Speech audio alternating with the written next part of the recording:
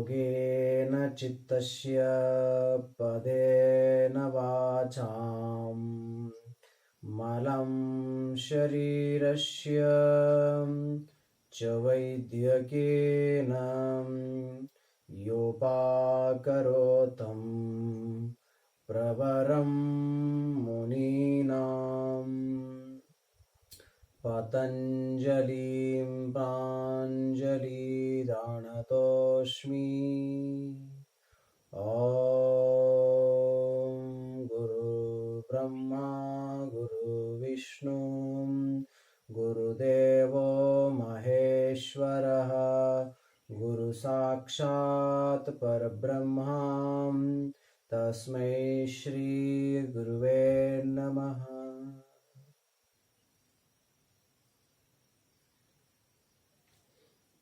ಎಲ್ಲ ಪಾಲಕರಿಗೆ ಹಾಗೂ ಮುದ್ದು ವಿದ್ಯಾರ್ಥಿಗಳಿಗೆ ಮುಂಜಾನೆಯ ಶುಭೋದಯಗಳು. ಇಂದು ಕ್ರಮಬದ್ಧವಾಗಿ ನಾವು ಯೋಗಾಸನವನ್ನು ಯಾವ ರೀತಿಯಾಗಿ ಮಾಡಬೇಕು ಅನ್ನೋದನ್ನು ನೋಡ್ತಾ ಹೋಗೋಣ. ಯಾವ ರೀತಿಯಾಗಿ ನಾವು ಕ್ರಮಬದ್ಧವಾಗಿ ಆಸನಗಳನ್ನು ಮಾಡಬೇಕು ಬನ್ನಿ. ಹಾಗಾದರೆ ನಾವೆಲ್ಲರೂ ಕುಟುಂಬ ಸಮೇತವಾಗಿ ಯೋಗಾಭ್ಯಾಸವನ್ನು ಕೂಡ್ಕೊಂಡು ಮಾಡೋಣ. ನೀವು ಯೋಗಾಸನವನ್ನು ನೀವು ಟೆರೆಸ್ ಮ್ಯಾಗ ಮಾಡಿದರೆ ಭಾಳ ಒಳ್ಳೆಯದು. ನಾನು ಇದನ್ನು ರೆಕಾರ್ಡ್ ಮಾಡಬೇಕಾದ್ರೆ ಟೆರೆಸ್ ಮೇಲೆ ಭಾಳಷ್ಟು ವೇಗವಾಗಿ ಗಾಳಿ ಬರ್ತಾ ಇರೋದ್ರಿಂದ ಅಲ್ಲಿ ಸರಿಯಾಗಿ ನನ್ನ ಶಬ್ದಗಳು ಮಾತುಗಳು ಕೇಳಿಸೋದಿಲ್ಲ. ಆದ್ದರಿಂದ ನಾನೀಗ ಒಂದು ಕೋಣೆಯೊಳಗೆ ನಾನು ಮಾಡ್ತಾ ಇದ್ದೀನಿ. ಇಲ್ಲರಿ ನಮ್ಮ ಟೆರೆಸ್ ಮಾಡಲಿಕ್ಕೆ ಅನುಕೂಲತೆ ಇಲ್ಲ ಅಂತಂದರೆ ನೀವು ಒಂದು ಹಾಲ್ನೊಳಗೆ ಅಥವಾ ಒಂದು ಬೆಡ್ರೂಮ್ನೊಳಗನ ನಿಮ್ಮ ಕಿಟಕಿಗಳನ್ನೆಲ್ಲ ತೆಗೆದು ಗಾಳಿ ಸರಿಯಾಗಿ ಆಡುವಂಗೆ ವ್ಯವಸ್ಥೆ ಮಾಡಿಕೊಂಡು ಮಾಡಿ, ಇಲ್ಲ ಗ್ಯಾಲರಿ ಒಳಗೆ ನಿಂತ್ಕೊಂಡು ಮಾಡಿ. ಒಟ್ಟಾರೆಯಾಗಿ ಶುದ್ಧವಾದ ಗಾಳಿ ಬರ್ತಾ ಇರಬೇಕು. ಕುಟುಂಬ ಸಮೇತವಾಗಿ ಮಾಡಿ. ಮತ್ತು ಪ್ರತಿಯೊಬ್ಬರು ಕೂಡ ಸ್ವಲ್ಪ ದೂರ ನಿಂತ್ಕೊಂಡು ಮಾಡೋದು ಬಹಳ ಯೋಗ್ಯ. ಯಾಕಂತಂದರೆ ದೇಹ ಬೆವರೋದ್ರಿಂದ, ಬೆವರು ವಾಸನೆ ಬರೋದ್ರಿಂದ, ಅದರ ವಾಸನೆ ಕುಡಿಯೋದ್ರಿಂದ ಅದರಿಂದ ಅಪಾಯಗಳು ಉಂಟಾಗುತ್ತೆ. ಉಸಿರಾಡೋದ್ರ ಜೊತೆಗೆ ಉಸಿರಾಟದ ಒಂದು ಎಷ್ಟು ನಮ್ಮ ಶರೀರದೊಳಗೆ ರೋಗ ಕಣಗಳಿವೆ ಗೊತ್ತಿಲ್ಲ. ಆದ್ದರಿಂದ ಸ್ವಲ್ಪ ದೂರ ನಿಂತ್ಕೊಂಡು ಈ ಅಭ್ಯಾಸವನ್ನು ಮಾಡಬೇಕು. ಈ ಅಭ್ಯಾಸವನ್ನು ಮಾಡೋಕ್ಕಿಂತ ಮುಂಚಿತವಾಗಿ ನಾನು ನಿನ್ನೆಯ ಒಂದು ವಿಡಿಯೋದೊಳಗೆ ಫಸ್ಟ್ ಡೇ ವಿಡಿಯೋದೊಳಗೆ ಹೇಳೀನಿ, ಬೆಳಗ್ಗೆ ಬೇಗ ಎದ್ದು ಉಗುರು ಬಿಸಿ ನೀರನ್ನು ಕುಡಿಬೇಕು.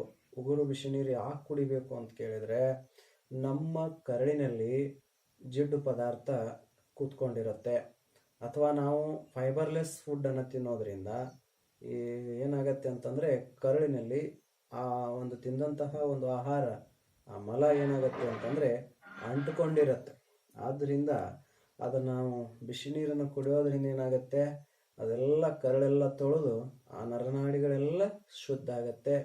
ಇದರಿಂದ ಮಲಬದ್ಧತೆ ಉಂಟಾಗೋದಿಲ್ಲ ಅಲ್ವಾ. ಬಹಳ ಒಳ್ಳೆಯ ಒಂದು ವ್ಯವಸ್ಥೆ ಇದು. ಬೆಳಗ್ಗೆ ಎದ್ದು ಉಷಪಾನವನ್ನು ನಾವು ಮಾಡಬೇಕು. ಉಷಪಾನ ಅಂದರೆ ಅದೇ ಉಗುರು ಬಿಸಿ ನೀರನ್ನು ಕುಡಿಬೇಕು. ಹೀಗೆ ಕ್ರಮಬದ್ಧವಾಗಿ ನಾವು ಅಭ್ಯಾಸ ಮಾಡಬೇಕು. ಯಾವುದು ಮೊದಲು ಮಾಡಬೇಕು, ಯಾವುದು ಕೊನೆಗೆ ಮಾಡಬೇಕು ಅನ್ನೋದನ್ನು ಈಗ ನಾನು ತಿಳಿಸ್ಕೊಡ್ತೀನಿ ನಿಮಗೆ. ನಿರ್ದಿಷ್ಟವಾದ ಒಂದು ರೋಗಗಳಿಗೆ ಯಾವ್ಯಾವ ಆಸನಗಳನ್ನು ಮಾಡಬೇಕು. ಉದಾಹರಣೆಗೆ BP ಇದ್ದರೆ ಯಾವ ಆಸನ ಮಾಡಬೇಕು, ಆಮೇಲೆ ಆರ್ಥರೈಟಿಸ್ ಇದ್ದರೆ ಯಾವುದು ಮಾಡಬೇಕು, ಆಮೇಲೆ ಶುಗರ್ ಇದ್ದರೆ ಡಯಾಬಿಟಿಸ್ ಅಂದ್ರೆ ಇದನ್ನು ಕನ್ನಡದಲ್ಲಿ ಭಾಳ ಚೆನ್ನಾಗಿ ಕರೀತಾರೆ ಮಧುಮೇಹ. ಈ ಸಕ್ಕರೆ ಕಾಯಿಲೆ ಇದ್ದರೆ, ಸಕ್ಕರೆ ಕಾಯಿಲೆ ಅನ್ನೋಕ್ಕಿಂತ ಮಧುಮೇಹ ಅನ್ನೋದು ಬಹಳ ಸೂಕ್ತವಾಗಿರತಕ್ಕಂಥ ಪದ. ಇದು ಇದ್ದಾಗ ಯಾವ ಆಸನಗಳನ್ನು ಮಾಡಬೇಕು ಅನ್ನೋದನ್ನು, ಅಥವಾ ಆ್ಯಸಿಡಿಟಿ ಇದ್ದಾಗ, ಒಬೆಸಿಟಿ ಇದ್ದಾಗ, ಎಲ್ಲಕ್ಕೂ ಅತ್ಯಂತ ಸರಳವಾಗಿರ್ತಕ್ಕಂತಹ ಪರಿಣಾಮಕಾರಿಯಾಗಿರ್ತಕ್ಕಂಥ ಆಸನಗಳನ್ನು ನಾನೀಗ ಹೇಳ್ಕೊಡ್ತೀನಿ. ಅದರಿಂದ ತಾವೆಲ್ಲರೂ ಸಿದ್ಧರಾಗಿ ಅಂತ ಹೇಳ್ತಾ ಮೊದಲು ನಿಂತು ಮಾಡ್ತಕ್ಕಂಥ ಆಸನಗಳನ್ನು ಮಾಡಬೇಕಾಗ್ತದೆ. ಆಮೇಲೆ ನಿಂತು ಮಾಡುವಂಥ ಆಸನಗಳಾದ ನಂತರ ಕುಳಿತು ಮಾಡ್ತಕ್ಕಂಥ ಆಸನಗಳು, ಕುಳಿತು ಮಾಡ್ತಕ್ಕಂಥ ಆಸನಗಳಾದ ನಂತರ ಬೆನ್ನು ಮೇಲೆ ಮಲಗಿ ಮಾಡ್ತಕ್ಕಂಥ ಆಸನಗಳು, ಆಮೇಲೆ ಹೊಟ್ಟೆ ಮೇಲೆ ಮಲಗಿ ಮಾಡ್ತಕ್ಕಂಥ ಆಸನಗಳು, ಆಮೇಲೆ ತಲೆಯ ಮೇಲೆ ಮಾಡ್ತಕ್ಕಂಥ ಆಸನಗಳು, ಕೊನೆಗೆ ಪ್ರಾಣಾಯಾಮ. ಪ್ರಾಣಾಯಾಮ ಆದ ನಂತರ ಧ್ಯಾನ.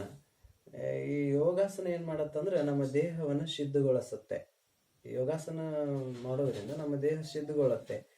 ಈ ಸಿದ್ಧಗೊಂಡಂಥ ದೇಹವನ್ನು ನಾವು ಪ್ರಾಣಾಯಾಮಕ್ಕೆ ಒಯ್ದ್ವಿ ಅಂದರೆ ಅಲ್ಲಿ ನಮಗೆ ಸಾಕಷ್ಟು ಲಾಭ ಸಿಗತ್ತೆ. ಯೋಗಾಸನದಕ್ಕಿಂತ 1000 ಪಟ್ಟು ಲಾಭ ಪ್ರಾಣಾಯಾಮದೊಳಗದ. ಹಿಂಗಂತ ಹೇಳಿ ನಾವು ಪ್ರಾಣಾಯಾಮ ಮಾಡ್ತೀವಿ ಅಂದ್ರೆ ದೇಹ ಸಿದ್ಧಗೊಂಡಿರೋದಿಲ್ಲ. ಈಗ ಪಾಯ ಹಾಕ್ಬೇಕು ಮೊದಲು, ಆಮೇಲೆ ಗೋಡೆಗಳನ್ನು ಕಟ್ಟಬೇಕು, ಆಮೇಲೆ ಮನೆ. ಹಾಗೆ ಮೊದಲು ಯೋಗಾಸನಗಳನ್ನು ಮಾಡ್ತಾ ಮಾಡ್ತಾ ನಾವು ದೇಹವನ್ನು ಒಂದು ರೀತಿ ಸಿದ್ಧಗೊಳಿಸಿದ್ದೀವಿ ಅಂದರೆ ಆಮೇಲೆ ಪ್ರಾಣಾಯಾಮ, ಆಮೇಲೆ ಧ್ಯಾನದಿಂದ ಏಕಾಗ್ರತೆಯ ಪ್ರಾಪ್ತಿಯಾಗತ್ತೆ, ಮನಸ್ಸು ಸೀಮಿತಕ್ಕೆ ಉಳಿಯುತ್ತೆ, ಶಾಂತತೆ ಉಂಟಾಗತ್ತೆ. ಇಷ್ಟು ಲಾಭಗಳು ಪಾತಂಜಲ ಮಹರ್ಷಿಗಳು ನಮಗೆಲ್ಲ ದಯಪಾಲಿಸಿದ್ದಾರೆ.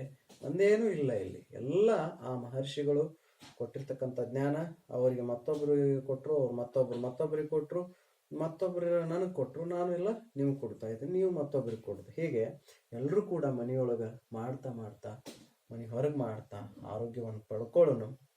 ಹಿಂಗೆ ಮೊದಲು ಯೋಗಾಸನಕ್ಕೆ ಹೋಗೋಕ್ಕಿಂತ ಮೊದಲು ವಾರ್ಮಿಂಗ್ ಮತ್ತು ಲೂಸನಿಂಗ್ ಮಾಡ್ಕೋಬೇಕು. ವಾರ್ಮಿಂಗ್ ಯಾವ ರೀತಿಯಾಗಿ ಮಾಡಬೇಕು ಅಂತಂದರೆ ನಿನ್ನೆ ವಿಡಿಯೋದೊಳಗೆ ಹೇಳಿನಿ, ಅದನ್ನು ಈಗ ಕಂಟಿನ್ಯೂಸ್ ಆಗಿ ಮಾಡ್ತಾ ಮಾಡ್ತಾ ಕೆಲವೊಂದಿಷ್ಟು 2-3 ಹೊಸ ಆಸನಗಳನ್ನು ಆ್ಯಡ್ ಮಾಡ್ತಾ ಹೋಗ್ತೀನಿ. ಎಸ್, ಈಗ ನಿಧಾನವಾಗಿ ಜಾಗ್ ಮಾಡಿ, ನಿಂತಲ್ಲೇ ಮಾಡ್ತಾ ಹೋಗೋದು. ನಿಧಾನವಾಗಿ ಜಾಗ್ ಮಾಡ್ತಾ ಮಾಡ್ತಾ ಎಷ್ಟು ಸಾಧ್ಯ ಆಗುತ್ತೋ ಅಷ್ಟು ನಿಮ್ಮ ಮೊಳಕಾಲನ್ನು ಹೊಟ್ಟೆಗೆ ತಾಗಿಸಿ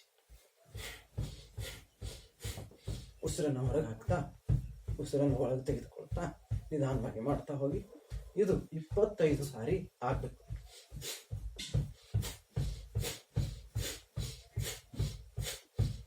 ಮೊಳಕಾಲನ್ನು ಹೊಟ್ಟೆಗೆ ತಾಗಿಸೋದ್ರಿಂದ ಹೊಟ್ಟೆ ಬೊಜ್ಜು, ಥೈಸ್, ಬಟಕ್ಸ್ ಇದ್ರ ಬೊಜ್ಜೆಲ್ಲ ಕರಗಿ ಹೋಗುತ್ತೆ.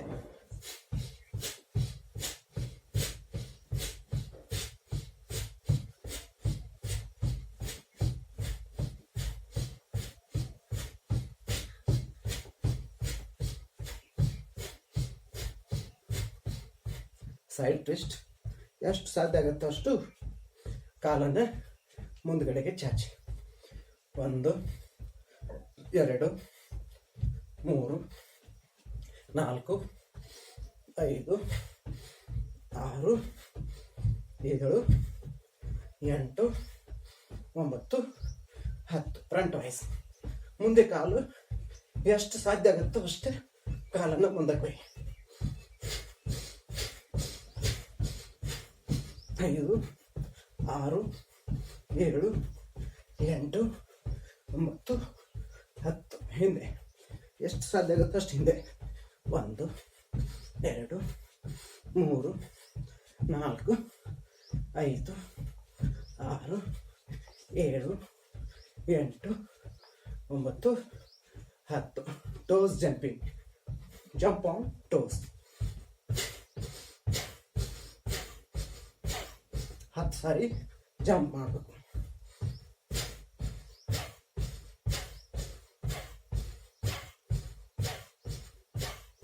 S, very good.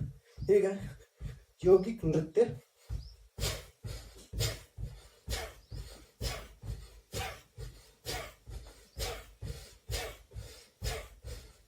ಗುಡ್. ಮೂಗಿನಿಂದ ಉಸಿರಾಟ, ಕೇವಲ ಮೂಗಿನಿಂದ ಉಸಿರಾಟ. ಸಾಕಪ್ಪ, ಸಾಕು ಅನಿಸುತ್ತೆ. ಮೂಗಿನಿಂದ ಉಸಿರಾಟ. ಕಣ್ಣುಗಳನ್ನು ಮುಚ್ಚಿ ರಿಲ್ಯಾಕ್ಸ್.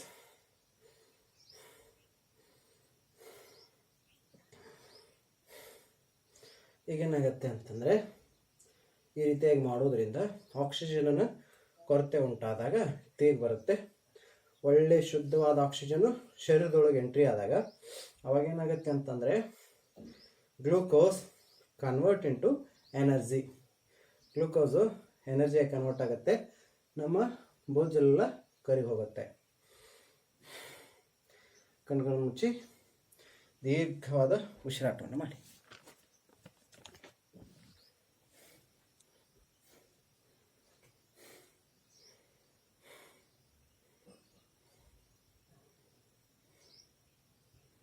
ಕಣ್ಣುಗಳನ್ನು ಮುಚ್ಚಿ ದೀರ್ಘವಾಗಿ ಉಸಿರಾಟ.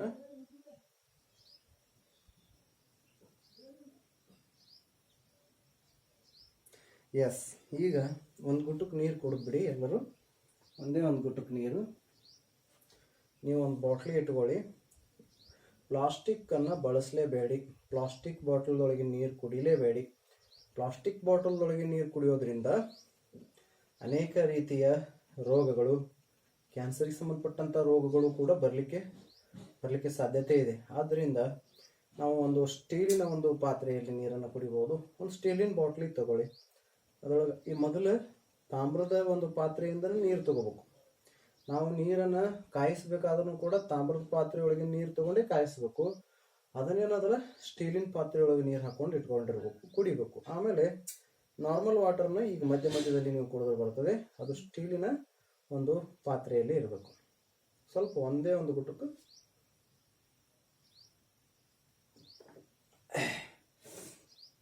ಯಾಕೆ ಒಂದು ಗುಟುಕು ನೀರು ಕುಡಿಬೇಕು ಅಂತಂದರೆ, ನಾವೀಗ ಆಸನಗಳನ್ನು ಮಾಡುವಾಗ ನಮ್ಮ ನರನಾಡಿಗಳೆಲ್ಲ ಏನಾಗುತ್ತೆ, ರಿಂಕ್ಲಿಂಗ್ ಆಗಿರುತ್ತೆ. ಆ ಸಂದರ್ಭದಲ್ಲಿ ಅಲ್ಲಿ ಮಲಿನತೆ ಅಂಟ್ಕೊಂಡಿರುತ್ತೆ.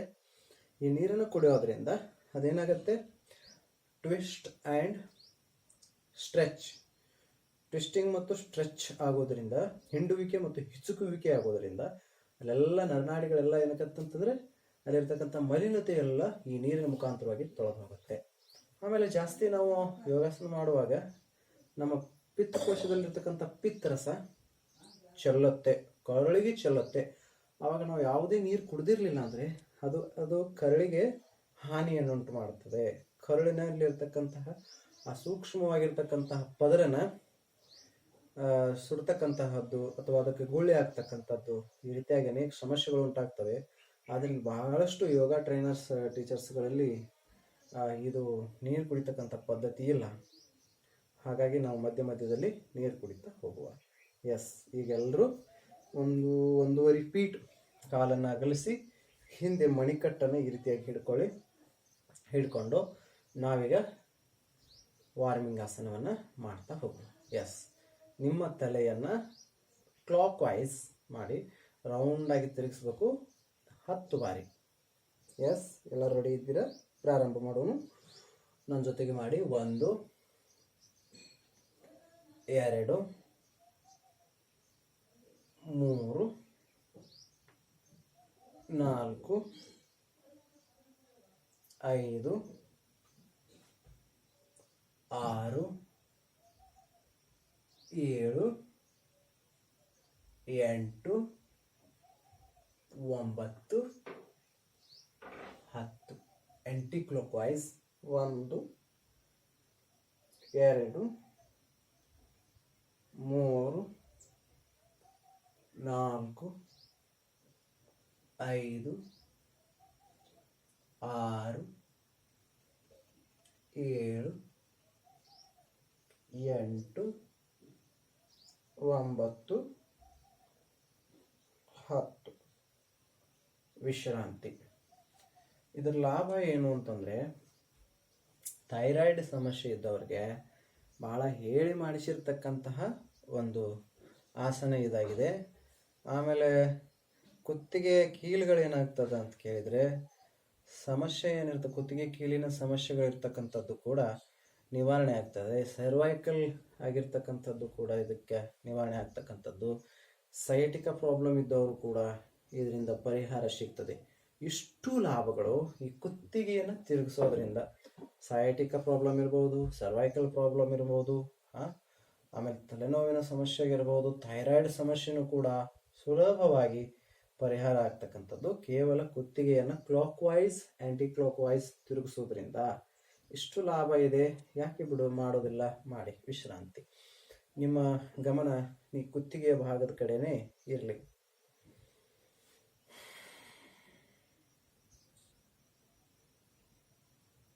ಎಸ್, ಈಗ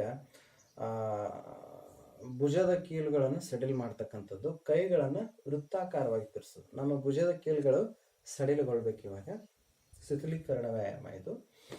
ಎಸ್, ಈಗ ಕೈಗಳನ್ನು ಮುಂದಿನಿಂದ ಹಿಂದ್ಗಡೆಗೆ ತಿರುಗಿಸುವ 10 ಬಾರಿ, 20 ಬಾರಿ. ಎಸ್, 1 2 3 4 5 6 7 8 9 10 11 12 13 14 15 16 17 18 19 20. ಈಗ ಮುಂದ್ಗಡೆಗೆ 1 2 3 4 5 6 7 8 9 10 11 12 13 14 15 16 17 18 19 20. Very good. ಏನಾಯಿತು ಅಂದರೆ ಈ ಭುಜದ ಮೂಳೆಗಳೆಲ್ಲ ಸಡಿಲ್ಗೊಂಡವು. ಶುಗರ್ ಇದ್ದವರಿಗೆ ಕೈಗಳನ್ನು ಈ ರೀತಿ ಮ್ಯಾಲ್ಗಡೆಗೆ ಎತ್ತಲಿಕ್ಕೆ ಕಷ್ಟ ಆಗತ್ತೆ. ಅವ್ರು ಬೇಕಿದ್ರೆ ನಿಧಾನವಾಗಿ ಈ ರೀತಿಯಾಗಿ ಒಂದೊಂದು ಕೈಗಳನ್ನು ಈ ರೀತಿಯಾಗಿ ತಿರುಗಿಸ್ತಾ ಹೋಗಬಹುದು. ಪಾಲಕರು ಬಹುಶಃ ವಿದ್ಯಾರ್ಥಿಗಳ ಜೊತೆಗೆ ಇದ್ದಾರೆ ಅಂತ ಅಂದ್ಕೊಂಡು ಈ ಎಲ್ಲ ಸಮಸ್ಯೆಗಳನ್ನು ನಾನು ಹೇಳ್ತಾ ಇದ್ದೀನಿ, ಸಮಸ್ಯೆಗೆ ಪರಿಹಾರಗಳನ್ನು ತಿಳಿಸ್ತಾ ಇದ್ದೀನಿ. ಇದು ಮಕ್ಕಳಿಗೂ ಕೂಡ ಗೊತ್ತಾಗಲಿ ಅನ್ನುವಂಥ ಒಂದು ಉದ್ದೇಶದಿಂದ ನಾಳೆ ದಿವಸ ಮಕ್ಕಳು ಕೂಡ ಅದನ್ನು ಕಲಿತು ತಮ್ಮ ಆರೋಗ್ಯವನ್ನು ಕಾಪಾಡಿಕೊಳ್ಳಿ ಅಂತ ಹೇಳಿ ಈ ರೀತಿಯಾಗಿ ಶುಗರ್ ಇದ್ದವರು ಮಾಡ್ತಾ ಹೋಗಿ, ಸ್ವಲ್ಪ ನಿಧಾನವಾಗಿ ಮಾಡ್ತಾ ಹೋಗಿ, ಒಂದು ವಾರ ಆದ ನಂತರ ಈ ರೀತಿಯಾಗಿ ವೇಗವಾಗಿಯೂ ಕೂಡ ಮಾಡ್ತಾ ಹೋಗಬೇಕು. ಒಂದೊಂದು ಕೈಯನ್ನು ಬಳಸ್ತಾ ಮಾಡ್ತಾ ಹೋಗಬೇಕು. ಎಸ್, ವಿಶ್ರಾಂತಿ. ಈಗ ಮೊಳಕೈಗಳ ವ್ಯಾಯಾಮ. ನಮ್ಮ ಮೊಳಕೈಗಳನ್ನು ಏನು ಮಾಡಬೇಕು ಅಂತ ಕೇಳಿದರೆ ಮಡಿಸೋದು ಮತ್ತು ಬಿಡೋದು ಮಾಡ್ತಾ ಹೋಗಬೇಕು. ಈ ರೀತಿಯಾಗಿ ಕೈಗಳನ್ನು ಹೀಗಿಡಿ, ಅಂಗೈಗಳನ್ನು ನೇರವಾಗಿ ಮಾಡಿ ಈ ರೀತಿಯಾಗಿ 1 2 3 4 5 6 7 8 9 10. ಈಗ ನಿಮ್ಮ ಮುಷ್ಟಿಯ ಬೆರಳುಗಳನ್ನು ಮಡಚೋದು ಮತ್ತು ಶಿರಾ ಮಾಡೋದು, ಕುಗ್ಗುವಿಕೆ ಹಿಗ್ಗುವಿಕೆ 10 ಬಾರಿ ಆಗಬೇಕು. 1 2 3 4 5 6 ಕೈ ಬೆರಳಿನ ವ್ಯಾಯಾಮ ಅಂತ ಕರಿತೀವಿ ನಾವು. 7 8 9 10. ವಿಶ್ರಾಂತಿ.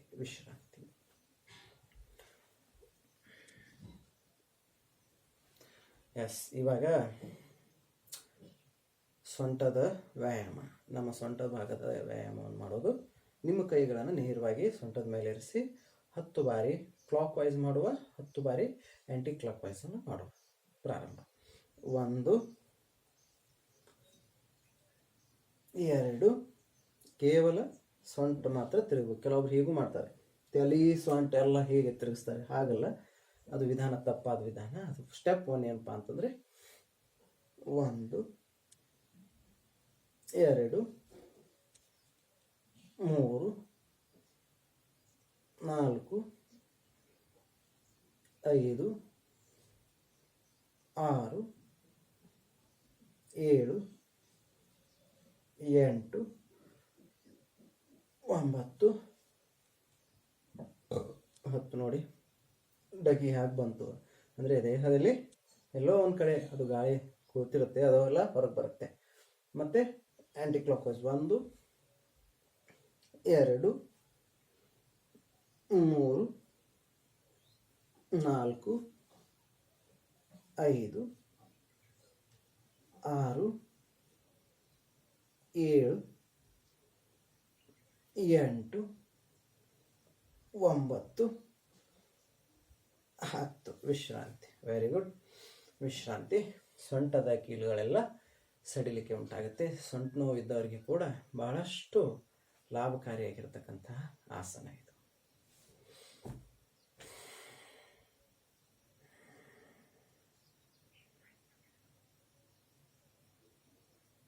ಈಗ ಮೊಳಕಾಲಿನ ವ್ಯಾಯಾಮ. ಈ ಮೊಳಕಾಲು ಆರ್ಥರೈಟಿಸ್ ಪ್ರಾಬ್ಲಮ್ ಇದ್ದವ್ರಿಗೆ ಅಥವಾ ಮೊಳಕಾಲಿನ ಆಪರೇಷನ್ ಆದವ್ರಿಗೆ ಈ ಮೊಳಕಾಲಿನ ಆಸನ ಮಾಡೋದು ಸ್ವಲ್ಪ ಕಷ್ಟ ಆಗುತ್ತೆ. ಮೊಳಕಾಲಿನ ಆಪರೇಷನ್ ಆದವರು ಒಂದು 3 ತಿಂಗಳು ಒಳಗೆ ಆಗಿರ್ತಕ್ಕಂಥ, ಈ ಇತ್ತೀಚೆಗೆ 3 ತಿಂಗಳು ಒಳಗಾಗಿತ್ತು ಅಂದರೆ ಅವ್ರು ಇದನ್ನು ಮಾಡೋದು ಬೇಡ. 3 ತಿಂಗಳು ಮೇಲ್ಗಡೆಗೆ ಆಗಿತ್ತು ಅಂತಂದರೆ ನಿಧಾನವಾಗಿ ಮಾಡ್ತಾ ಹೋಗಬೇಕು. ಕ್ರಮೇಣವಾಗಿ ಇದನ್ನು ಮಾಡ್ತಾ ಹೋದರೆ ಮೊಳಕಾಲಿನ ಎಲ್ಲ ಸಮಸ್ಯೆಗಳು ನಿವಾರಣೆ ಆಗುತ್ತವೆ. ಈಗ ನಿಮ್ಮ ಕೈಗಳನ್ನು ಈ ರೀತಿ ಮಾಡಿ, ನಿಮ್ಮ ಚಿಪ್ಪಿನ ಮೇಲೆ ಕೈಗಳನ್ನು ಈ ರೀತಿ ಇಡಿ. ಕಾಣಿಸ್ತಾ ಇದೆ ಅಂತ ಅಂದ್ಕೊಂಡಿನಿ. Yes. 1 2 3 4 5 6 7 8. Yes. Opposite side 1 2 3 4 5 6 7. Very good, very good. Relax, relax. ಡೀಪಾಗಿ ಉಸಿರನ್ನು ತೆಗೆದುಕೊಳ್ಳಿ. ಉಸಿರನ್ನೆಲ್ಲ ಹೊರಗೆ ಹಾಕಿ.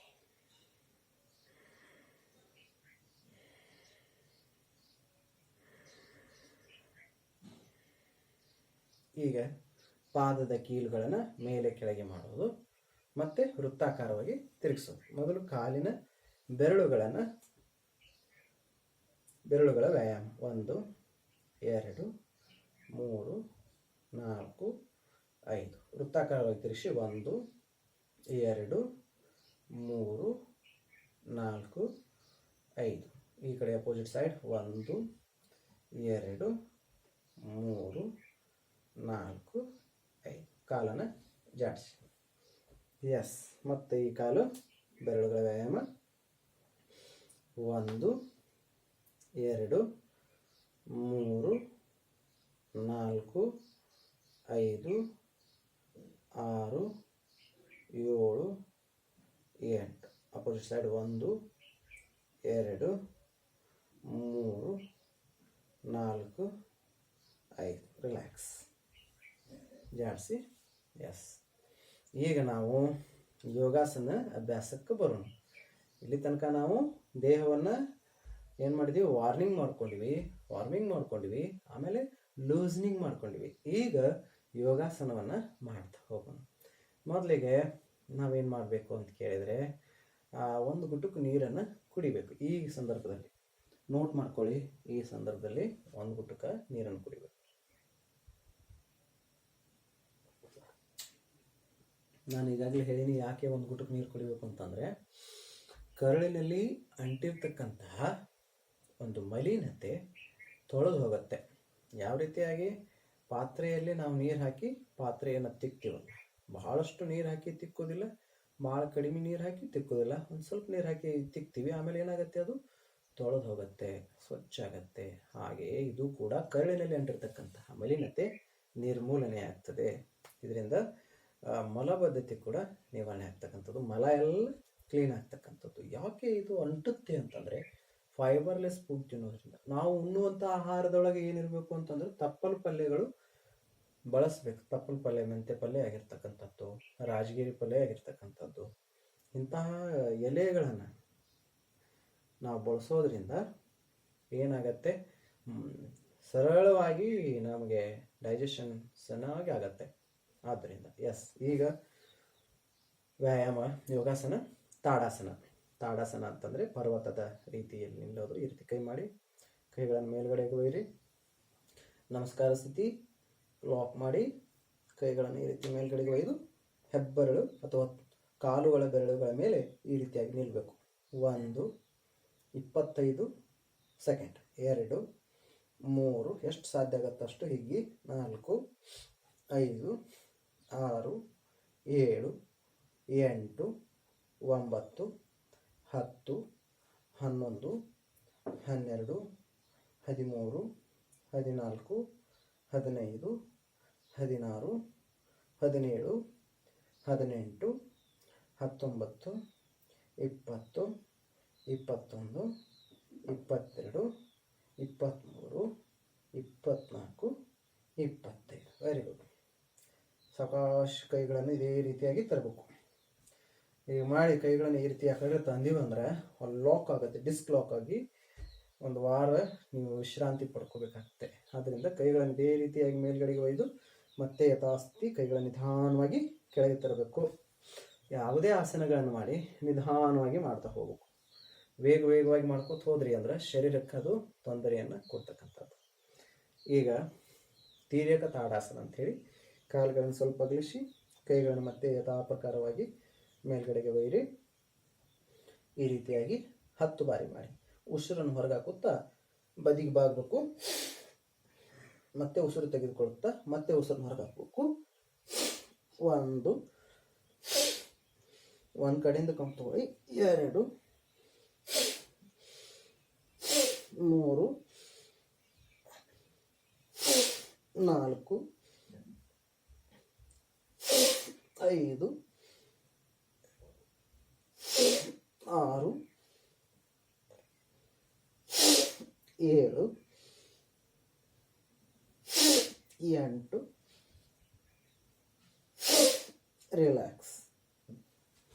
ನೋಡಿ, ಈ ರೀತಿ ಮಾಡೋದ್ರಿಂದ ನಾವು ಕುಡಿದಿರ್ತಕ್ಕಂಥ ನೀರು ಇಲ್ಲೇನಾಗುತ್ತೆ, ಈ ರೀತಿಯಾಗಿ ಈ ಕಡೆ ಬೆಂಡ್ ಆಗೋದ್ರಿಂದ ಇಲ್ಲಿ ರಿಂಕಲ್ಸ್ ಆಗಿರ್ತಕ್ಕಂತಹ ನರ್ವ್ಸ್ ಎಲ್ಲ ಏನಾಗುತ್ತೆ, ಸ್ಟ್ರೇಟ್ ಆಗತ್ತೆ, ನೀರಲ್ಲಿ ವೇಗವಾಗಿ ಹೋಗುತ್ತೆ, ಅಲ್ಲಿರ್ತಕ್ಕಂಥ ಮಲಿನತೆ ಕಳಚ್ಕೊಂಡು ಹೋಗುತ್ತೆ. ಎಷ್ಟು ಲಾಭಕಾರಿಯಾಗಿರ್ತಕ್ಕಂಥದ್ದಲ್ವಾ. ಮತ್ತು ಈ ಕಡೆ ಮಾಡುವಾಗ ಇದು ಕಂಪ್ರೆಸ್, ಇದೇನಾಗುತ್ತೆ, ಹಿಗ್ಗತ್ತೆ, ಸ್ಟ್ರೆಚ್ ಆಗುತ್ತೆ, ಇಲ್ಲಿ ಕುಗ್ಗತ್ತೆ, ಮತ್ತು ಈ ಕಡೆ ಸ್ಟ್ರೆಚ್ ಆಗುತ್ತೆ, ಕುಗ್ಗತ್ತೆ. ಇದರಿಂದ ಏನಾಗುತ್ತೆ, ಕುಗ್ಗುವಿಕೆಯಿಂದ ನಮ್ಮ ದೇಹದಲ್ಲಿರ್ತಕ್ಕಂಥ ಮಲಿನತೆ ಎಲ್ಲ ನಾಶ ಆಗುತ್ತೆ. ಎಸ್, ನಾವೀಗ ತ್ರಿಕೋಣಾಸನವನ್ನು ಮಾಡೋಣ. ನಮ್ಮ ಸಾಮರ್ಥ್ಯಕ್ಕೆ ತಕ್ಕಂತೆ ಕಾಲುಗಳನ್ನು ಅಗಲಿಸಿ, ಸ್ವಲ್ಪ ದೂರಾಗಿ ಕಾಲುಗಳನ್ನು ಈ ರೀತಿಯಾಗಿ ಇಡಿ.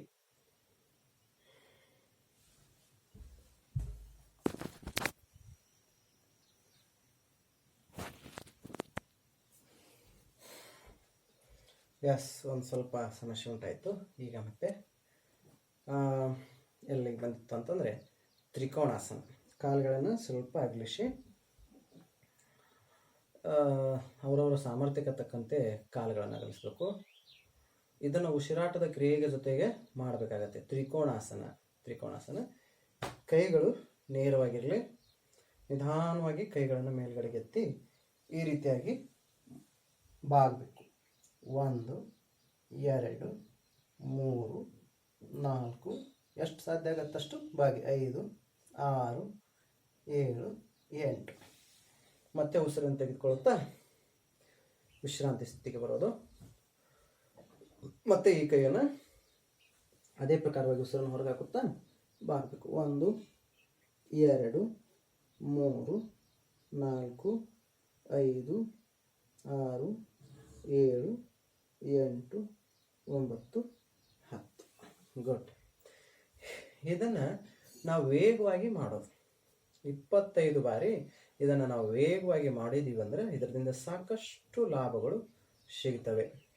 ಮೊದಲು 4 ರಿಂದ 5 ಆಸನಗಳನ್ನು ಈ ರೀತಿಯಾಗಿ 4 ರಿಂದ 5 ಪ್ರಯತ್ನಗಳನ್ನು ಸೆಕೆಂಡ್ಗಳ ಕಾಲ ಮಾಡ್ತಾ ಹೋಗ್ತೀವಲ್ಲ, ಸ್ವಲ್ಪ ಇದು ದೇಹ ಪ್ರಿಪೇರ್ ಆಗುತ್ತೆ.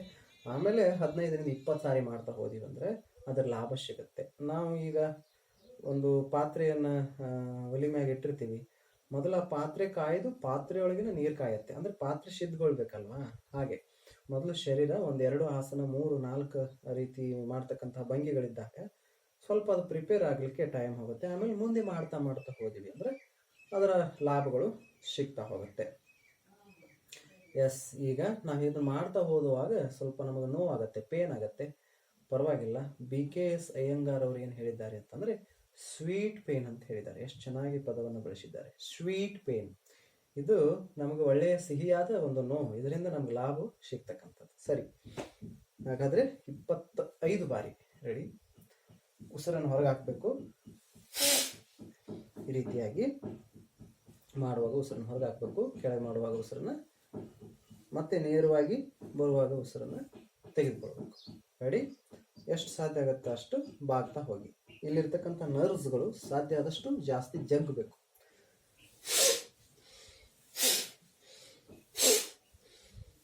ಕೌಂಟ್ ಹೇಗೆ ಮಾಡ್ಬೇಕಂದ್ರೆ ಒಂದು ಕಡೆಯಿಂದ ಕೌಂಟ್ ಮಾಡಬೇಕು. ಇದು 1, ಈಗ 2, ತಿಳಿತಲ್ವಾ? ಎಸ್.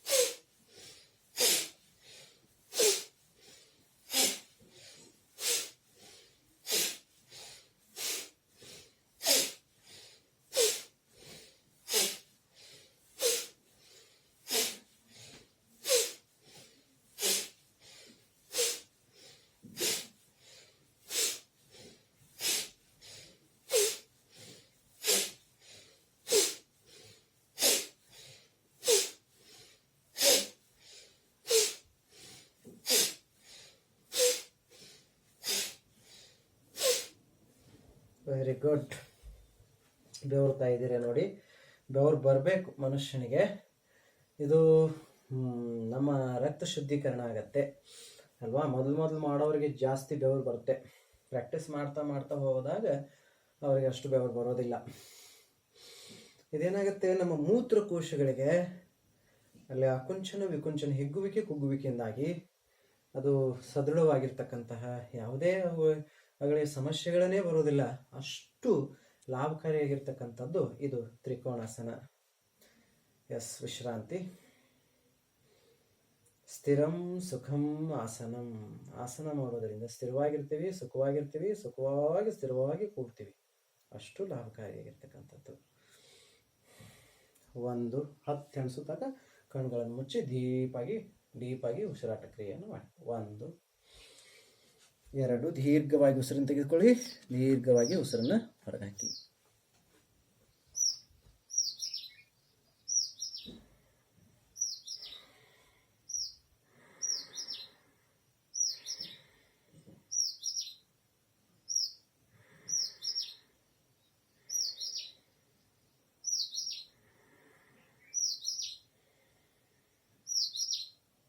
ಎಸ್, ಈಗ ಮತ್ತೆ 1 ಗುಟುಕ ನೀರನ್ನು ಕುಡಿಯಿರಿ. ನೀವೆಲ್ಲ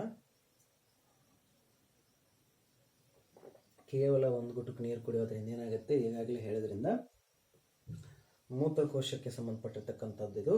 ಇಲ್ಲಿ ಸ್ಟ್ರೆಚಿಂಗ್ ಮತ್ತು ಸ್ಟ್ರೆಚ್ ಆ್ಯಂಡ್ ಕಂಪ್ರೆಸ್ ಆಗೋದ್ರಿಂದ ಮೂತ್ರಕೋಶದ ಸಮಸ್ಯೆಗಳೆಲ್ಲ ನಿವಾರಣೆ ಆಗ್ತಕ್ಕಂಥದ್ದು. ಆಮೇಲೆ ಹೃದಯದ ಭಾಗ ಫ್ಲೆಕ್ಸಿಬಲ್ ಆಗುತ್ತೆ. ಆಮೇಲೆ ಶ್ವಾಸಕೋಶಕ್ಕೆ ಅತ್ಯಂತ ನಮ್ಮ ಪುಪ್ಪಸ್ಸುಗಳಿಗೆ ಇದು ಒಳ್ಳೆಯ ಒಂದು ವ್ಯಾಯಾಮ.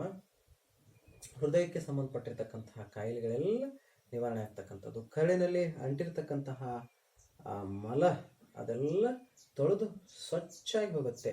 ಇಷ್ಟು ಲಾಭ ಇರ್ತಕ್ಕಂಥದ್ದು. ಅಷ್ಟೇ ಅಲ್ಲ, ಬ್ಲಡ್ ಸರ್ಕ್ಯುಲೇಷನ್ ಸರಿಯಾಗಿ ಆಗತ್ತೆ.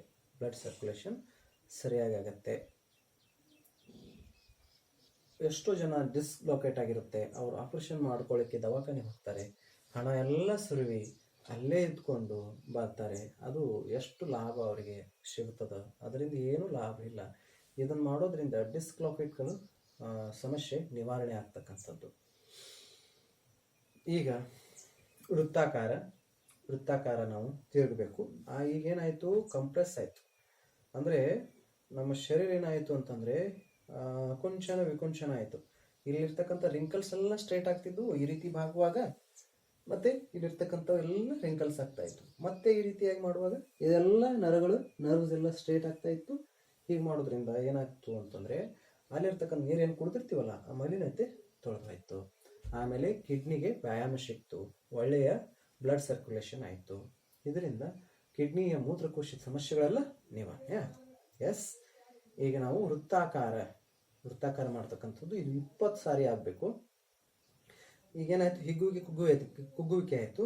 ಈಗೇನಾಯ್ತು ಅಂತಂದ್ರೆ ಈಗೇನು ಮಾಡ್ತೀವಿ, ವೃತ್ತಾಕಾರ ಮಾಡೋದ್ರಿಂದ ಏನಾಯ್ತು ಅಂತಂದ್ರೆ ಹಿಂಡುವಿಕೆ ಆಗತ್ತೆ.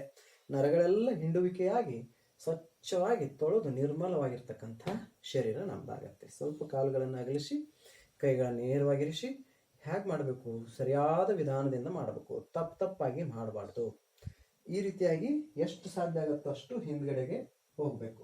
ಉಸಿರನ್ನು ಹೊರಗೆ ಹಾಕಬೇಕು. ಈ ರೀತಿಯಾಗಿ ಮಾಡುವಾಗ ಮತ್ತೆ ಉಸಿರನ್ನು ತೆಗೆದುಕೊಳ್ತಾ ಮತ್ತೆ ಈ ಕಡೆ ಉಸಿರನ್ನು ಹೊರಗೆ ಹಾಕ್ತಾ 20 ಬಾರಿ ಆಗಬೇಕು. ರೆಡಿ ಇದ್ದೀರಾ?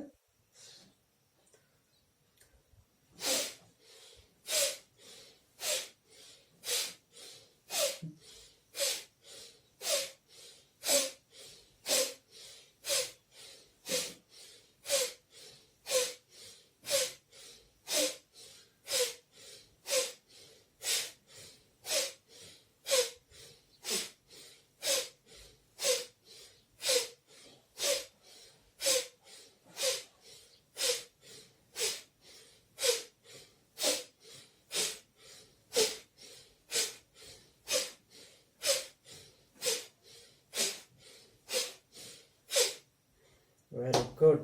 ಇದರಿಂದ ಸಾಕಷ್ಟು ಲಾಭಗಳಿವೆ ಅಂತ ಹೇಳಿ ನಾನು ಈಗಾಗಲೇ ಹೇಳಿದ್ದೀನಿ. ಸ್ಪೈನಲ್ ಕಾರ್ಡ್ ಟ್ವಿಸ್ಟಿಂಗ್ ಆಗತ್ತೆ.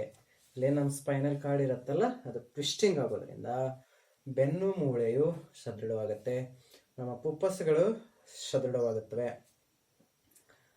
ಡಯಾಬಿಟಿಸ್ ಇತ್ತು ಅಂದರೆ, ಗರ್ಭಕೋಶದ ಸಮಸ್ಯೆ ಇತ್ತು ಅಂತಂದರೆ, ಗ್ಯಾಸ್ಟ್ರಿಕ್ ಇತ್ತು, ಆಸಿಡಿಟಿ ಇತ್ತು, ಕಾನ್ಸ್ಟಿಪೇಷನ್ ಇತ್ತು ಅಂದರೆ ಎಲ್ಲ ಲಾಭಕಾರಿಯಾಗಿರ್ತಕ್ಕಂಥ ಆಸನ ಇದು. ನೋಡಿ, ಡಯಾಬಿಟಿಸ್ ರೋಗಿಗಳಿಗೆ, ಗ್ಯಾಸ್ಟ್ರಿಕ್ ಇದ್ದವರಿಗೆ, ಆಸಿಡಿಟಿ ಇದ್ದವರಿಗೆ ಒಳ್ಳೆ ಲಾಭಕಾರಿಯಾಗಿರ್ತಕ್ಕಂತಹ ಆಸನ. ವೃತ್ತಾಕಾರ, ಇದರ ಹೆಸರು ಏನು ಅಂದರೆ ವೃತ್ತಾಕಾರ. ವಿಶ್ರಾಂತಿ, ಡೀಪಾಗಿ ಉಸಿರನ್ನು ತಗೊಳ್ಳಿ, ಬಿಡಿ. 6ರಿಂದ 7 ಬಾರಿ ಉಸಿರನ್ನು ತೆಗೆದುಕೊಳ್ಳೋದು ಬಿಡೋದು ಮಾಡೋದ್ರಿಂದ ವಿಶ್ರಾಂತಿ ಸ್ಥಿತಿಗೆ ಬರ್ತೀರ. ಈಗ ವೇಗವಾಗಿ ಮಾಡೋದ್ರಿಂದ ನಮ್ಗೆ ಸಾಕಷ್ಟು ಆಕ್ಸಿಜನ್ ಬೇಕಾಗಿರುತ್ತೆ. ಆಕ್ಸಿಜನ್ ನಾವು ತೆಗೆದುಕೊಂಡಾಗ ಗ್ಲೂಕೋಸ್ ಕನ್ವರ್ಟ್ ಇಂಟು ಎನರ್ಜಿಯಾಗಿ ಹೊರಹೋಗುತ್ತೆ. ನೋಡಿ ಆತ್ಮೀಯರೇ, ನಾವು ಬೆವರೋದಿಲ್ಲ. ನಾವು ಫ್ಯಾನ್ ಕೆಳಗೆ ಕೂತ್ಕೊಳ್ತೀವಿ. ಮೇಲ್ಗಡೆಗೆ ಏನು ಫ್ಯಾನ್ ಇರುತ್ತಲ್ಲ, ಆ ಫ್ಯಾನ್ ಕೆಳಗೆ ಕೊಡೋದ್ರಿಂದ ನಮ್ಗೆ ಬೆವರೇ ಬರೋದಿಲ್ಲ ಅಲ್ವಾ. ಆಮೇಲೆ ಫ್ಯಾನ್ಗಳನ್ನು ಹಚ್ಚೋದು, ಫ್ರಿಜ್ನೊಳಗೆ ನೀರು ಕುಡಿಯೋದು. ದಯವಿಟ್ಟು ಹೇಳ್ತೀನಿ, ಫ್ರಿಜ್ನೊಳಗಿರ್ತಕ್ಕಂಥ ಪದಾರ್ಥಗಳನ್ನು ಮುಟ್ಲೇಬೇಡಿ, ಅಥವಾ ಅದರೊಳಗೆ ಪದಾರ್ಥಗಳನ್ನ ಇಡಲೇಬೇಡಿ. ಫ್ರಿಜ್ ಅದು ಔಷಧಿಗಳನ್ನು ಶೇಖರಣೆ ಮಾಡಲಿಕ್ಕೆ ಇರ್ತಕ್ಕಂಥದ್ದು. ನಾವೆಲ್ಲ ತಗೊಳ್ತಾ ಹೋಗೋದ್ರಿಂದ ಅವ್ರು ಅಡ್ವರ್ಟೈಸ್ ಜಾಸ್ತಿ ಮಾಡಿ, ಈಗ ಹಬ್ಬ ಬಂದಿದೆ, ಹಬ್ಬದ ಕೊಡುಗೆ ಇದು ಅಂತ ನಮ್ಗೆ ಕೊಟ್ಟು ನಮಗೆಲ್ಲ ತಂಗಳನ್ನ ತಿನ್ನಿಸಿ ತಾವೆಲ್ಲ ಬಿಸಿ ಅನ್ನ ತಿಂತಕ್ಕಂಥದ್ದು. ಎಷ್ಟು ವಿಚಿತ್ರ ಅಲ್ವಾ. ಯಾವುದು ತಗೋಬೇಕು ಅನ್ನೋದೇ ಗೊತ್ತಿಲ್ಲ. ಒಂದು ಫಿಲ್ಟ್ರ್ ವಾಟರ್ ಅಂತದ್ದು, ಅಯ್ಯೋ ಅದರೊಳಗೆ ನೀರು ಕುಡಲೇಬಾರ್ದು. ಅದರಿಂದ ಏನಾಗುತ್ತೆ ಅಂತಂದರೆ ಅನೇಕ ರೀತಿಯ ಸಮಸ್ಯೆಗಳು ಉಂಟಾಗುತ್ತೆ. ನಾವು ನಾರ್ಮಲ್ ವಾಟರ್, ಬಾವಿ ಒಳಗೆ ಸಿಗ್ತದಂಥ ನೀರನ್ನು ಕುಡಿಬೇಕು ಅಲ್ವಾ, ಅಥವಾ ಕಾಯಿಸಿ ಆರಿಸಿದ ನೀರನ್ನು ಕುಡಿತಾ ಹೋಗಬೇಕು. ಈ ರೀತಿ ಮಾಡ್ತಾ ಹೋಗೋದ್ರಿಂದ ನಾವು ಆರೋಗ್ಯಪೂರ್ಣವಾಗಿ ಬದುಕಲಿಕ್ಕೆ ಸಾಧ್ಯ ಅದ. ನಮ್ಮ ಪ್ರಾಚೀನ ಋಷಿ ಮುನಿಗಳು ಅವ್ರು ನೋಡೋಕ್ಕಿಂತ ಮುಂಚೆ ಅವ್ರು ಏನು ಹಾಕಿ ಕೊಟ್ಟಿರ್ತಕ್ಕಂಥ ಮಾರ್ಗ ನಮ್ಮ ಹಿರಿಯರು ಮಾಡ್ತಾ ಇದ್ರು. ಅವಾಗ ಬಾವಿಯೊಳಗೆ ಈಜ್ತಿದ್ರು, ಬಾವಿಯೊಳಗೆ ನೀರು ಕುಡಿತಿದ್ರು. ಎಷ್ಟು ಶುದ್ಧವಾದ ನೀರು, ಬಾವಿಯೊಳಗೆ ನೀರು ಇರ್ತಿತ್ತು. ಇವತ್ತಿನ ದಿವಸ ಕಾಡ ಗಿಡ ಮರ ಕಡಿದು ನೀರು ಮಳೆ ಬರೋದು ಹಾಗೆ ನೋಡ್ಕೊಂಡಿದ್ದೀವಿ ನಾವು. ಎಷ್ಟು ಶ್ರೇಷ್ಠ ವ್ಯಕ್ತಿಗಳಲ್ವ. ಅದಕ್ಕೆ ಪ್ರತಿಯೊಬ್ಬರು ತಮ್ಮ ಹುಟ್ಟು ಹಬ್ಬಕ್ಕೂ ಒಂದೊಂದು ಗಿಡ ನೆಟ್ಟರೆ ಬಹಳ ಯೋಗ್ಯವಾಗಿರ್ತಕ್ಕಂತಹ ಒಂದು ಪುಣ್ಯದ ಕೆಲಸ ಪ್ರಾಪ್ತ ಆಗುತ್ತೆ. ನಮ್ಮ ಮುಂದಿನ ಪೀಳಿಗೆ ಅದನ್ನು ನೆನೆಸ್ಲಿಕ್ಕೆ ಸಾಧ್ಯ ಆಗತ್ತೆ. ಆದ್ದರಿಂದ ನಾವು ಈ ರೀತಿಯಾಗಿ ಒಳ್ಳೆಯ ಆಸನಗಳನ್ನು ನಮ್ಮ ಜೀವನದಲ್ಲಿ ಮಾಡ್ತಾ ಹೋಗಬೇಕು. ದೀರ್ಘವಾಗಿ ಉಸಿರನ್ನು ತೆಗೆದುಕೊಳ್ಬೇಕು, ದೀರ್ಘವಾಗಿ ಬಿಡಬೇಕು. ಆಮೇಲೆ ಫ್ರಿಜ್ಜನ್ನು ಹೇಳ್ತಾ ಇದ್ದೆ, ಫ್ರಿಜ್ಜನ್ನು ಬಳಸಲೇಬೇಡಿ. ಅದನ್ನು ಜಜ್ಜಿ ಕುಟ್ಟಿ ಪುಡಿ ಮಾಡಿ ಮೊಡ್ಕಕ್ಕೆ ಹಾಕಿಬಿಡ್ರಿ. ಅದನ್ನು ಹಾಗೆ ಕೊಟ್ಟರೆ ಅಂದ್ರೆ ಮತ್ತೆ ಯಾರೇ ಬಳಸ್ತಾರೆ ಅದನ್ನು. ಅದರಿಂದ ನಮಗೆ ಆರೋಗ್ಯ ಬೇಕಾಗಿತ್ತು ಅಂದರೆ ಅದು ಬೇಡ. ಫ್ಯಾನಿನ ಕೆಳಗೆ ಕೂಡಬಾರ್ದು. ಬೆವ್ರು ಬೇಕು, ನಾವೆಲ್ಲ ಬೆವರುದಿಲ್ಲ. ರೈತರು ನೋಡಿ ಬಿಸಿಲೊಳಗೆ ಕೆಲಸ ಮಾಡ್ತಾರೆ ಕಷ್ಟಪಟ್ಟು, ಮೈ ಮೇಲೆ ಹಂಗೇನೆ ಇರುವುದಿಲ್ಲ, ಬೆವ್ರು ಹಾಗೆ ಸುರಿತೈತೆ. ಆತನ ಬೆವರಿನ ಹನಿ ಭೂಮಿ ತಾಯಿ ಮೇಲೆ ಬಿದ್ದಾಗ ಅನ್ನ ಹೊರಹೊಮ್ಮತ್ತೆ. ಆತನಿಗೆ ಯಾವ ಗ್ಯಾಸ್ಟ್ರಿಕ್ ಇರೋದಿಲ್ಲ, ಮಲಬದ್ಧತೆ ಇರೋದಿಲ್ಲ, ಆಸಿಡಿಟಿ ಪ್ರಾಬ್ಲಮ್ಸ್ ಇರೋದಿಲ್ಲ, ಅಸಿಡಿಟಿ ಇರೋದೇ ಇಲ್ಲ, ಒಬೆಸಿಟಿ ಅಂತೂ ಇಲ್ವೇ ಇಲ್ಲ. ನಾವೇ ನೋಡಿ ಕುರ್ಚಿ ಮೇಲೆ ಆರಾಮಾಗಿ ಕೂಡ್ತೀವಿ, ಹಾಗೆ ಅದು ಎಲ್ಲ ಡುಬ್ಬ ಎಲ್ಲ ಬಾಗಿಸಿ ನೇರವಾಗಿ ಕುಳಿತುಕೋಬೇಕು. ನಾವು ಕುಳಿತುಕೊಳ್ಳುವಾಗ ನೇರವಾಗಿ ನಮ್ಮ ಭಂಗಿ ಇರಬೇಕು. ಈ ರೀತಿಯಾಗಿ ಕೂತ್ಕೊಂಡಿವಿ ಅಂದರೆ ಶರೀರ ಹೇಗೆ ಸದೃಢ ಆಗತ್ತೆ. 25 ವರ್ಷದ ಯುವಕ 75 ವರ್ಷದ ಮುದುಕನ ಹಂಗೆ ಕಾಣಿಸಕತ್ತಾನೆ ಇವತ್ತಿನ ದಿವಸ. ಅವತ್ತಿನ ಕಾಲದ 75 ವರ್ಷದ ಅಜ್ಜರು ಇವತ್ತು 25 ವರ್ಷದ ಹುಡುಗರಂಗದ. ಕಾರಣ ದುಡಿತಾರೆ, ಕೆಲಸ ಮಾಡ್ತಾರೆ. ಅದಕ್ಕೆ ನಾವು ಆಫೀಸ್ನಲ್ಲಿ ವರ್ಕ ಮಾಡ್ತಕ್ಕಂತಹ ವ್ಯಕ್ತಿಗಳಿಗೆ ಇದೊಂದು ಯೋಗಾಸನ ಅತ್ಯಂತ ಶ್ರೇಷ್ಠವಾಗಿರ್ತಕ್ಕಂಥದ್ದು. ಇದನ್ನು ನಾವೆಲ್ಲ ಮಾಡ್ತಾ ಹೋಗಿ ನಿಮಗೆಲ್ಲ ಭಗವಂತ ಆರೋಗ್ಯವನ್ನು ಕೊಡಲಿ. ಇವತ್ತಿನ ಒಂದು ಟಿಪ್ಸ್ ಕೊಡ್ತೀನಿ ನಾನು. ನನಗೊಬ್ಬ ಯೋಗ್ಯವಾದ ಗುರುಗಳು ಇದನ್ನೆಲ್ಲ ಹೇಳಿಕೊಟ್ರು ಅಲ್ವಾ. ಅದರಿಂದ ನಾನು ನಿಮಗೆ ಹೇಳೋದು, ನೀವು ಮತ್ತೊಬ್ಬರಿಗೆ ಹೇಳೋದು. ಆ ಗುರುಗಳಿಗೆ ಅವರು ಪಾತಂಜಲ ಮಹರ್ಷಿಗಳೇ ಇದಕ್ಕೆ ಮೂಲ ಕಾರಣ. ನೀವೆಲ್ಲ ಯೋಗಾಭ್ಯಾಸ ಮಾಡೋಣ. ಇಡೀ ವಿಶ್ವವೇ ಯೋಗಾಭ್ಯಾಸವನ್ನು ಮಾಡ್ತಾ ಇದೆ ಇವತ್ತಿನ ದಿವಸ ಅಂತ ಹೇಳ್ತಾ, ಟಿಪ್ಸ್ ಏನು ಅಂತಂದರೆ, ಪ್ರತಿ 2 ಗಂಟೆಗೊಮ್ಮೆ ಉಗುರು ಬೆಚ್ಚಗಿನ ನೀರನ್ನು ಕುಡಿಬೇಕು. ಪ್ರತಿ 2 ಗಂಟೆಗೊಮ್ಮೆ. ವಾಗ್ಭಟ ಮಹರ್ಷಿಗಳು ಹೇಳಿರ್ತಕ್ಕಂಥದ್ದು ಇದು. ಇದರಿಂದ ಏನಾಗುತ್ತೆ ಅಂತಂದರೆ ಡೈಜೆಷನ್ ಸಿಸ್ಟಮ್ ಸರಿಯಾಗಿ ಆಗತ್ತೆ, ಮಲಬದ್ಧತೆ ಉಂಟಾಗೋದಿಲ್ಲ. ಇಷ್ಟು ಲಾಭಕಾರಿಯಾಗಿರ್ತಕ್ಕಂಥದ್ದು. ಆತ್ಮೀಯ ವಿದ್ಯಾರ್ಥಿಗಳೇ ಮತ್ತು ಪಾಲಕರೇ, ನಾನು ದಿನಂಪ್ರತಿ ನಿಮಗೆ ಸತತವಾದ 35 ದಿನಗಳವರೆಗೆ ಯೋಗಾಸನ ಪ್ರಾಣಾಯಾಮ ಧ್ಯಾನದ ಬಗ್ಗೆ ಹೇಳ್ಕೊಡ್ತೀನಿ, ಸರಳವಾಗಿ ಹೇಳ್ಕೊಡ್ತೀನಿ. ಇಷ್ಟು ಸರಳ ಎಲ್ಲಿ ಹೇಳೋದಿಲ್ಲ ಅಂತ ಅಂದ್ಕೊಂಡಿನಿ. ಅಷ್ಟು ಸರಳವಾದ ಮುಖಾಂತರವಾಗಿ ನೀವೆಲ್ಲರೂ ಮಾಡ್ತಾ ಇದ್ದೀರಿ ಅಂತ ಅಂದ್ಕೊಂಡಿನಿ. ಎಲ್ಲರೂ ಬೇಗ ಹೇಳಿ ನೀರು ಕುಡೀರಿ, ಬೆಳಗಿನ ಶೌಚಾದಿಗಳನ್ನು ಮುಗಿಸಿ ಆಸನಕ್ಕೆ ಸಿದ್ಧ ಆಗಿ ಮತ್ತೆ ನಾನು ನಿಮಗೆ ನಾಳೆ ಬೆಳಗ್ಗೆ ಭೇಟಿ ಆಗ್ತೀನಿ. ಎಲ್ರಿಗೂ ಒಳ್ಳೆಯದಾಗಲಿ, ಭಗವಂತ ಆರೋಗ್ಯವನ್ನು ಕೊಟ್ಟು ಕಾಪಾಡಲಿ ಅಂತ ಹೇಳ್ತಾ ನನ್ನ ಇವತ್ತಿನ ಯೋಗಾಭ್ಯಾಸವನ್ನು ಮುಗಿಸ್ತೀನಿ. ಎಲ್ರಿಗೂ ಶರಣು ಶರಣಾರ್ಥಿ.